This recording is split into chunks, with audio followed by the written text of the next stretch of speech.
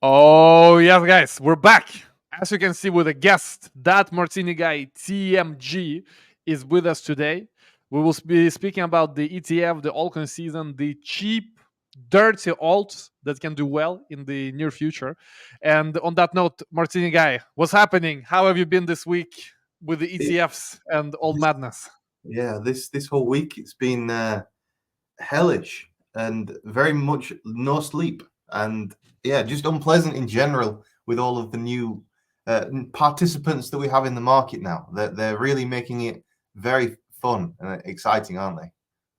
Yeah, it's crazy with the BlackRock, Grayscale, like 11 other ETFs. What do you make out of the launch, by the way? Because there are some opinions that the launch was bad, that it could have been better, that half of the volume is Grayscale. Well, what's your view on the ETF launch as a whole? I think that the ETF launch, I think it was successful. I think we saw a bunch of volume coming in at the start, and then I think that everybody in the Grayscale fund just sold off because they bought Bitcoin down at $10,000 because they had a 40% discount right down at the very bottom, and they've had a 20% discount for most of the bear market. The guys that invested in that fund are the richest, and so they're just taking some profit. They'll then readjust. Like, why would you hold it in Grayscale's fund when you can put it in BlackRock's fund? I think that today we're more likely to see. Today's Friday, but we're more likely to see some buying from now. I think a lot of the initial sell-off has happened. Like, if you think Bitcoin up at $49,000, it was pretty expensive, more expensive than what it's been for a very long time. Like, you naturally, as a institutional investor, going to take some profit at that point. I don't know. What do you think? Yeah, I mean, to me, price didn't even move. When I look at the chart, it's, I mean, obviously it did jump to 49, but if you just zoom out a bit and you look at the weekly chart, we're up massively this week. I mean, it's like nothing has happened. So I don't even see how this is like a sell off. Some people are like, oh, sell off, the ETF had the sell off. Where is the sell off? I just see a nice weekly candle, which is breaking to the upside from the ascending triangle. Yes, we did see the wick, but listen, this was like 30 minutes or maybe 1 hour. Like this wick here to where is it? 49. Yeah. It was so fast. I don't know how many people bought and sold there. Probably not too many, because then boop, it collapsed very quickly back to 46. So yeah, on the weekly, this week is insane. If you just came from the outside and you knew that this week the ETF launched and you see this nice candle, it is bullish as hell. It's a green trend. We're continuing the broader trend as well for Bitcoin. So yeah, I don't really buy into this, sell the news story. But what do you think about sell the news story? Because obviously there is no way for the ETF to actually be as good as people thought it would be, because people thought it's going to be like trillions of dollars or something in the first day. So it's impossible, no matter how good it does. So, what do you think about sell the news? Like maybe it dumps now in the coming days because it's not trillions. Oh, What's like in the coming weeks and maybe 1 month? What do you think will happen with Bitcoin? It's a fundamental change in the market. Like, it's not a sell the news event. You've now got a bunch more market participants, and there is one thing that helps market grow, and that's volume. If you increase volume over time, price increases anyway. If you drop, it's like in the car market. There is less volume, car prices drop. It's the same with all markets. You add less liquidity, the prices fall. So, from my perspective, it can only be a good thing in the long term. I just think in the short term, there's a lot of readjusting going on. And I like the way that you zoomed out there because it makes it look so much better than what it felt yesterday. It didn't feel great going like if you went down onto more of like the 5 minute chart and watching that nice, lovely pump, followed by an insane, horrible dump that was like literally nearly 10% up and then nearly 10% down. Yeah, I don't enjoy that kind of thing. I would much rather it just steadily rise with no drops in between. But yep, welcome stock market people. You've got a lot more money than what we do, and you're gonna send it up and down like crazy.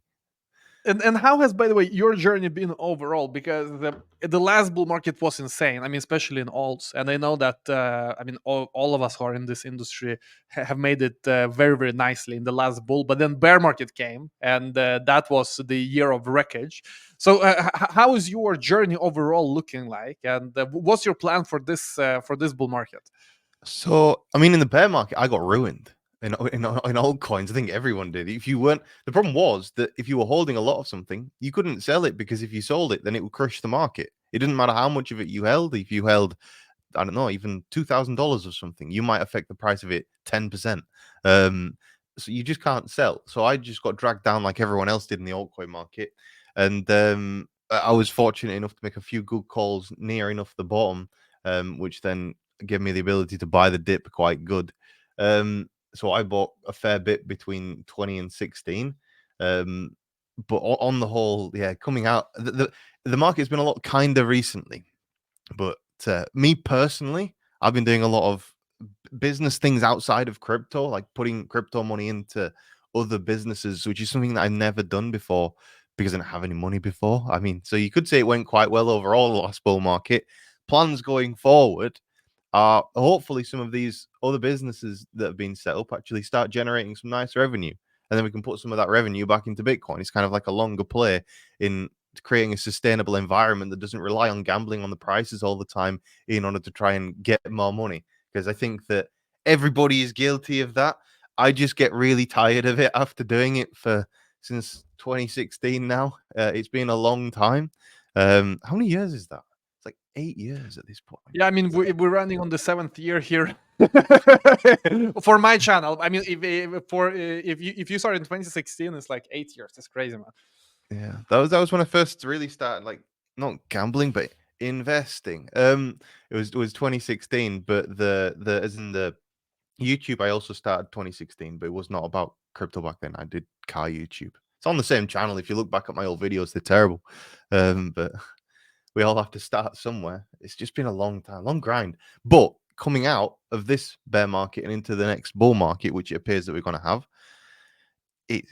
I'm quite excited for it. I think that we'll make a lot of money. But also at the same time, that's not what we're focusing on because we're all here for the technology. And one of the things that I have noticed about there is a lot of regurgitation in this market so far of previous ideas, from previous markets, like NFT exchanges and all these other things that we really don't need at this point because we've already got them. Seeing a lot of projects like that coming out. And at the same time, will those people compete with the old guard? Some of them will, but it's becoming very difficult, I think, to invest in genuine new and original technology because I think that there's a lot of regurgitation of technology going on at the moment, and it'll be interesting to see when the actual altcoin market picks up, especially with retail, because retail are definitely not here yet. Yeah. I mean, both you and I were speaking to many new early projects, and something I've noticed is that all of them are on EVM. Very few are on Solana, although Solana is very hyped nowadays.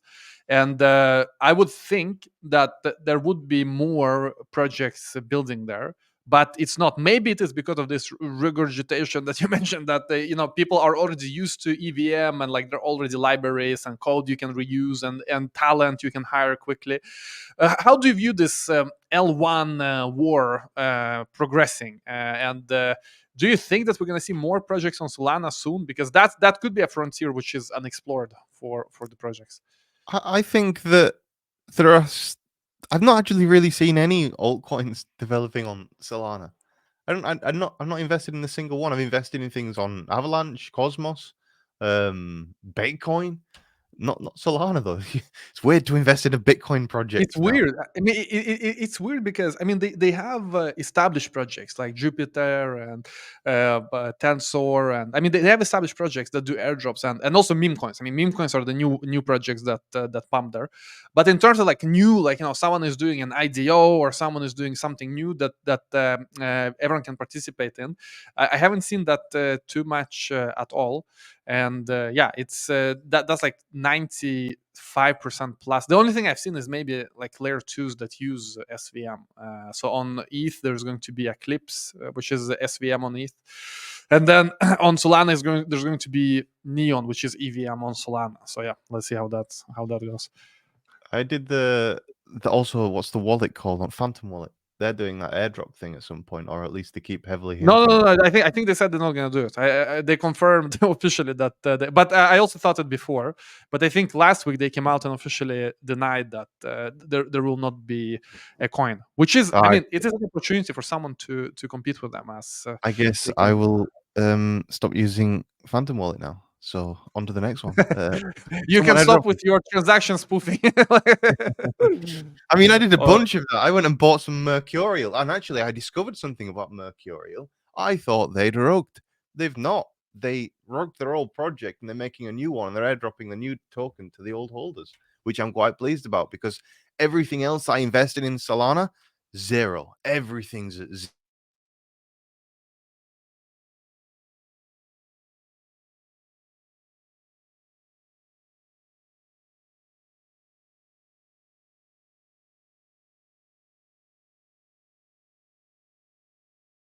check. Oh, sorry, and I was muted.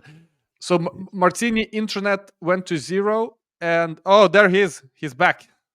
Yes, I'm You back. said 0, and then your internet disappeared. Yeah. What was I talking about? Oh, yeah. That old Solana project went to 0. Yeah, everything that I invested in on Solana went to zero. Literally everything. Even Mercurial went to zero. But I was looking because I'd not used Solana's ecosystem at all, and I thought Phantom were going to do an airdrop, so I started doing a bunch of transaction spoofing on their wallet on like 10 different accounts, so that you can get the airdrop on every. Like, if you're ever going to go for an airdrop, guys, create new accounts and just do a bunch Yeah. of it. That's the mistake I made on MetaMask using Uniswap. If I'd have just done Uniswap transactions like I did for the rest of the bull market on like 100 different wallets, if I'd have just done that before Uniswap did their airdrop, I'd have got $4,000 airdrop on every single one of them things. So if you're ever doing transaction spoofing for airdrops, do it on loads of different accounts. But yeah, Mercurial, I just saw it and I thought, hang on a second, I invested in Mercurial and they're using Mercurial on Solana wallet, not Solana, Phantom wallet, as some kind of transaction processing thing. And I thought, huh, I wonder what that is. But turns out the project's technology that they developed is good. They're just not using the coin for it, and they're using the coin for something else. So they're airdropping a new coin. I don't fully understand what's going on with it, but I was very pleased to hear that I've not been rugged.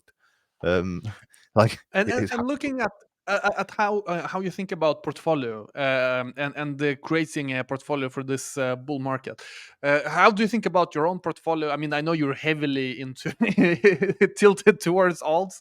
What's your strategy for the coming year, or 18 months or so?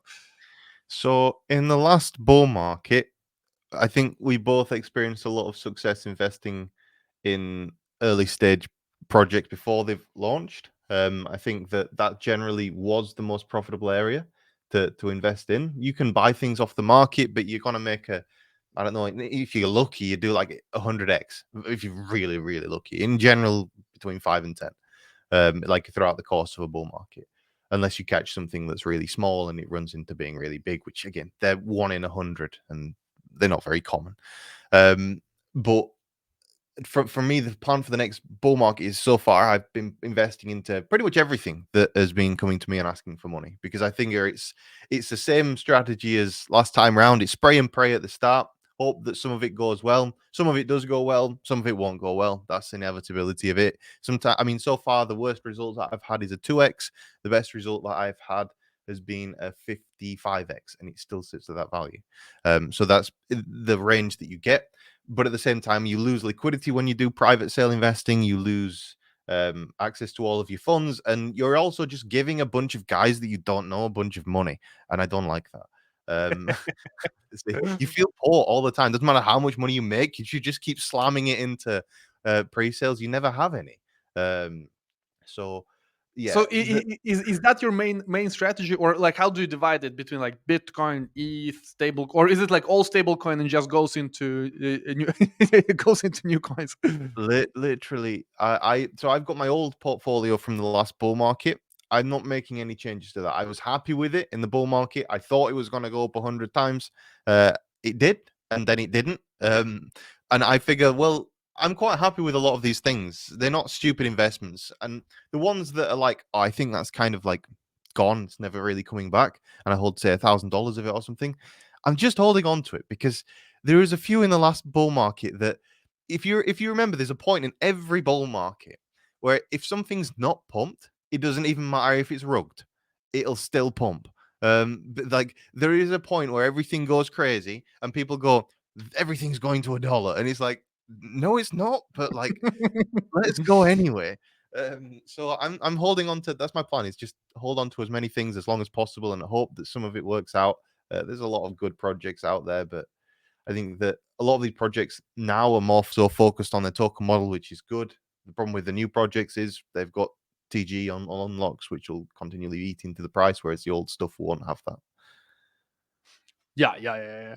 And what about Bitcoin? Like, do you hold a big amount, or like how do you proportionally allocate to the big coins? Like, Chainlink, Blue Chip. Do you do any of that? Yeah, no, I do some of that. So my biggest holding is not Bitcoin. My biggest holding is some altcoin. I don't know which one specifically, but like I've got a lot of altcoins that are actually the same size as my Bitcoin holding. Um, so you could say my Bitcoin holding proportional to the size of my portfolio is quite small. It's like maybe 7%. It's not significant. I spent too much of it. I did have a lot more, but I started a startup in the middle of the sodding bear market that was costing nearly 100K a month to run, and I'm spending Bitcoin at $20,000 every month, 5 Bitcoin. It's like, oh God, this is horrible. Because you don't really have any significant income coming in the bear market either. So it was one of them things. I lost. I as a person suffered quite significantly with regards to my Bitcoin holdings in the bear market because my business, Crypto Saving Expert, was not making any money for 2 years. We were just, and then I made people, we stopped spending a such ridiculous amount of money after a while. I realized the market wasn't coming back. I was just kind of funding it, hoping it was coming back, and it wasn't. So we cut costs 70% to where they are now at somewhere nearer 30K a month. And finally, we've got some profit, which is nice. It's been a long time. We're in a Awesome. big hole.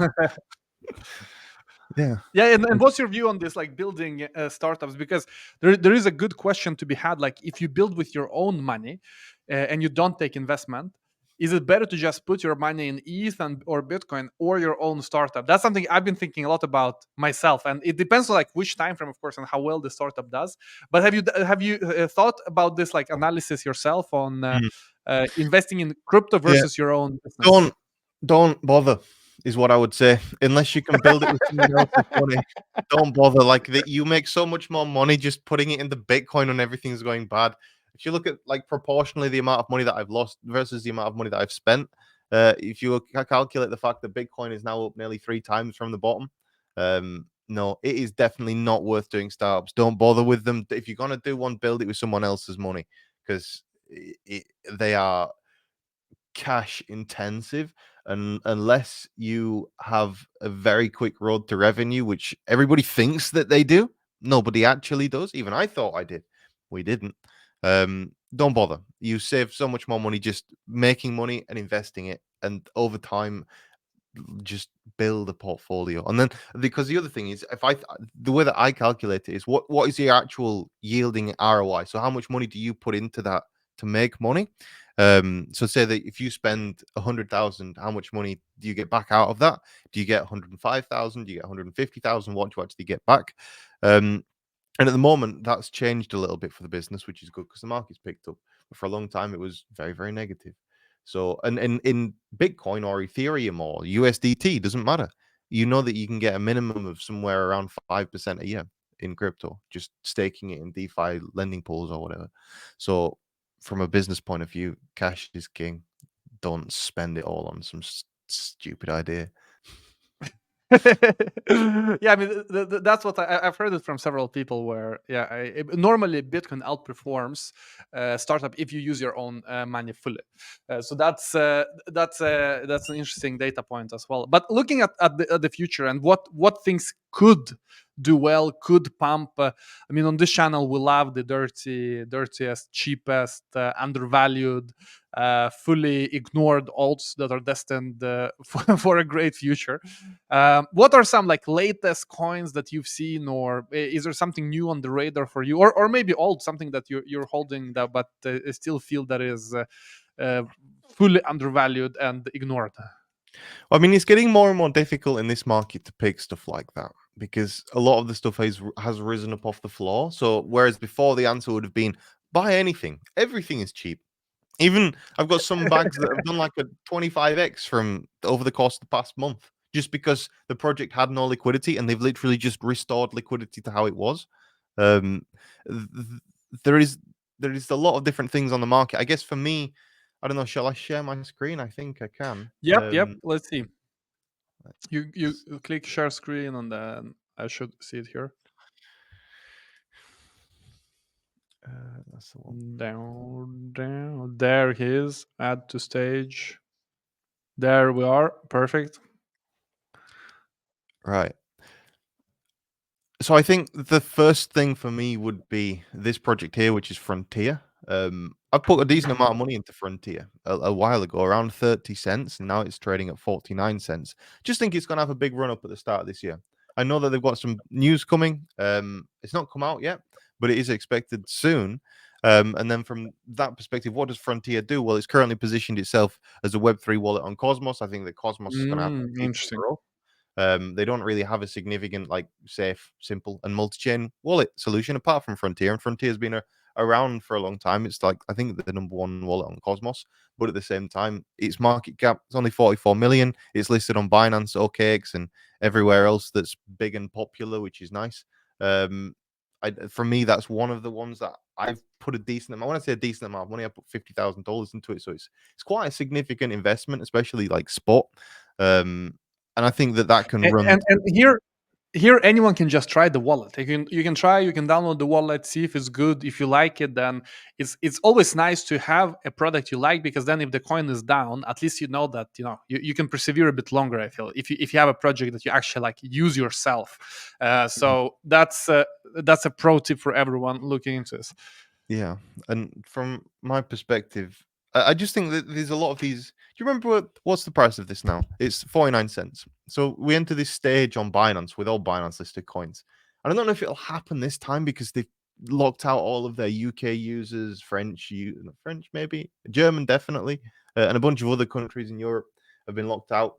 So basically, because they've done that, will we see the same, oh, it's all going to $1 on Binance type stuff? Because it just reaches round numbers for no specific reason other than the number is a round number. I like that part of the season. It's always nice. Like you said, everything going to $1 at some point in the bull market. Yeah, so there's always that logic there. Other things, Launch Block is another one that I really like the look of at the moment. This is more of like this is a small market cap. It's a $2 million market cap, fully diluted 7.9 million, but it's listed on Huobi and KuCoin with Launch Block. It's a launch pad. But if you look at like a lot of the different launch pads that I use, like Polka Starter, and I like Polkastar. I think it's great. But if you compare the value of Launch Block's market cap here to Polkastar's got a $76 million market cap. But they're listing the same projects. The same projects are going through a lot of these listing platforms. Paid Network. What's Paid Network? Because I believe that pumped yesterday. Paid Yeah, Network is Kyle announced all kinds of stuff yesterday, so it had a nice 50% fundamental. So it went up to 41 cents yesterday. Now it's sat down at 29 again, but that's got a $26 million and $168 million fully diluted. So Launch Block proportionally is significantly smaller, and having the same projects going through it, in theory, should generate the similar amount of demand at some point. It's just the other two are more adopted at this point in time. They've got more token holders, whereas this is a launch pad that launched into the bear market. So if you look at the chart for the coin, it looks like this, which is my favorite kind of chart because it means in theory it can only go one way. There can't be that much lower it can go. And the thing's not dead. They've already done one successful launch, which was grapes, and that did like a 10x or something. So yeah, I like the look of that. What do you think? Oh, you're on mute. Yeah, I think like a big thing is gonna be soon which launchpad token do I hold? Because like you say, many projects they do many launchpads. And so if you are to have each and every launchpad coin, man, you need to be a millionaire. Like you need to like put because there are many of them. There are new ones coming out all the time. So if you are to be in all of them, it's impossible. At some point, which is probably like now, it's gonna be a lot about figuring out, okay, which do I sell? Like how do I rotate the capital?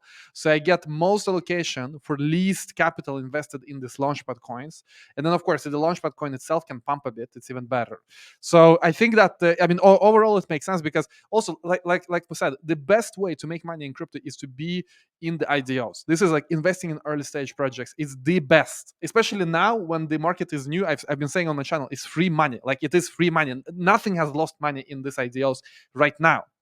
they will lose money in the later stage of the bull market when valuations are higher and there are also scams and everything. But now, still today, I would say that it is like free money to be in IDOs. uh, and yeah, it's all about allocation. Do you get $50 allocation or $100, and how much do you need to have in tokens? And that becomes quite a mess now because there is a million launchpads. So yeah, I mean, overall I think it's a good theory to have, like a good thesis in the Yeah. market. The launchpads, they always have done well in the one bull market that they were around for. But they were great. They were just so literally you put money and you put $100 and they give you 1,000. You put 1,000, they give you 10. Like it was a really fun time was that. And hopefully it will come back. I'm confident that it will. I just think that retail they don't have that $2,000 worth of stimulus money that they did do in the last bull run. So we still need that kind of part of the market to happen where everyone gets given a bunch of free money for some reason by the government. Um, anyway, next one, and I guess it'd be my final pick in this would be Alliance But Block. Now, Alliance you Block, have many things open in your tabs, I see though. So yeah, potentially there is. But yeah, let's there's go a to lot. Alliance Block.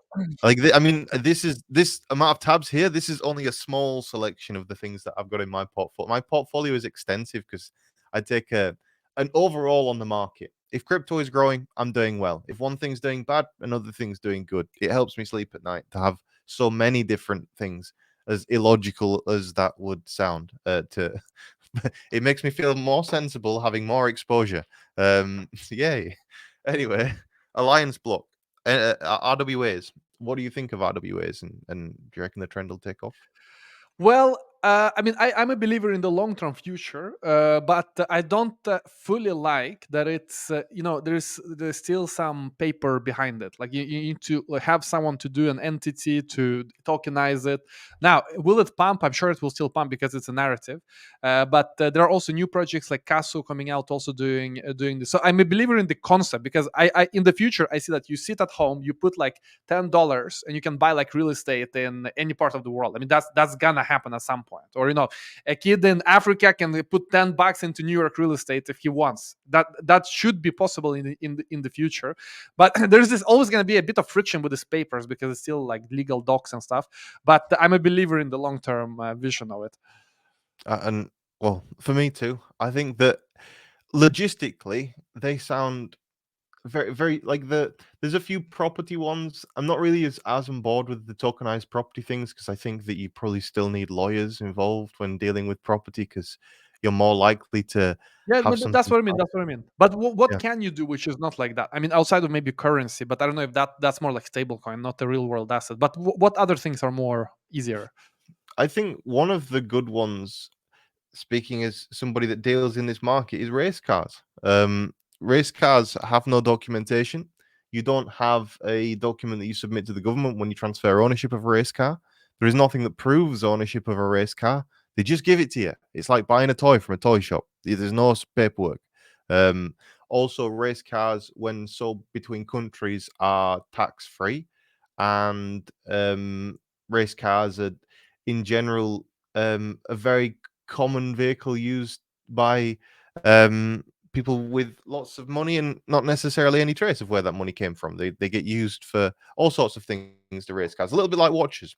But essentially, tracking that and having ownership of, I'm thinking more so for high value assets that have a significant amount of fraud and watches, because you've got to prove authenticity. So tokenized watches, people invest in them, and tokenized race cars. I think that can work. I think that it's like looking.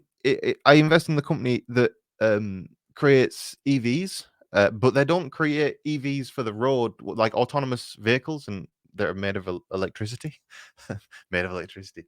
There's this company that I invested in that makes these autonomous vehicles called EV Autonomous. EV is in like the robot from the film Wall-E. Um, with this company that makes these autonomous vehicles, they are focused on markets that don't require you to go and get special licenses and special approval to set the autonomous vehicles on the road. That's a saturated market. Instead, they're making farm vehicles. The same thing with RWAs. I think focusing on more niche markets will create more success. than, I mean, in fact, that's kind of what Alliance Block's looking at, rather than tokenized houses, which we are 100 years away from. More like tokenize an asset that just doesn't have any Yeah, ripple I mean effect. that's smart. That's smart. So what do they do that is in this fashion, like easy to tokenize, specifically them? Do you know? Um, I don't know an example. That's the bull market. Like we don't have to know, but it's I gonna don't pump know. anyway. They have all of these logos and stuff on their website here, and they work with a bunch That's of different enough. people. Yeah, yeah. Yeah, I mean, in the bull market, that's how I also operate. The logo looks great. RWA check, narrative check, good chart check. That's it. And I mean, it's just strong growth, and also the fact that it used to be $1 billion market cap. It's had this nice slow growth coming out of here, nothing crazy. And it was down at 5 cents initially buying into. It's 15 now, and I reckon it's probably going to go to $1 because that was where it was at Everything in the goes last to one. $1. I think most things are Yeah, going to and a everything dollar. goes to. Yeah, Yeah. yeah. But good And Marcini, good Marcini. Yeah, those were all right. Yeah, I mean, listen, I'm gonna check out those, like the wallet, and then we had the alliance with the RWA, and then the other one. What was the third one that you showed? launch block, the launch pads. Oh yeah, Launchback. Yeah, yeah, that one. Yeah, exactly. Right. So yeah, I think it was a good mix with the wallet, Launchpad, and RWA. So all the narratives. Well, I mean, wallet as a narrative, that's interesting because there hasn't been too many of them. Like, what other wallet has a coin? It's like Rainbow is doing some points, but yeah, let's see when they have a coin. But wallet tokens, I don't. Oh yeah, XDeFi maybe have a coin, and Yeah, this is a yeah. wallet. And then there's also Bread Wallet. They have a coin. I Oh yeah, remember that. bread.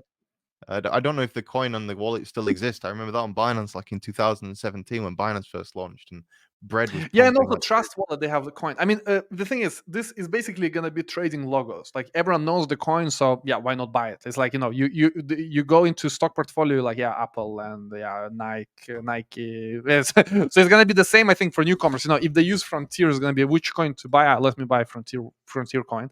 So just by being a big brand, it's probably a good way to get in early, and a good idea to get in early, as if the brand is big and is gonna be just a magnet. But don't get late, because like we saw with like Uniswap, you get in late, it just dumps, and I don't know if it's gonna come back, but you gotta get in early. I mean, I'm not so interested in holding Uniswap coins. The thing is, you've also got 1 inch. Like, if you can use one Yeah, inch over Uniswap, use 1 inch, and yeah. therefore 1 inch's coin is going to do better than Uniswap's coin. 1 inch's coin, by the way, Crypto Jack told me to buy a bunch of that. Thank you very much, Crypto Jack. He called it, and now it's up like 3x since he told me to buy that in December. So that's nice. Thank you, Jack. Nice. Awesome. But good, Yeah. Martini. Let's round off this interview, guys. Check out Martini guy in the description below. And Martini guy, thanks for stopping by. It was great interviewing you again.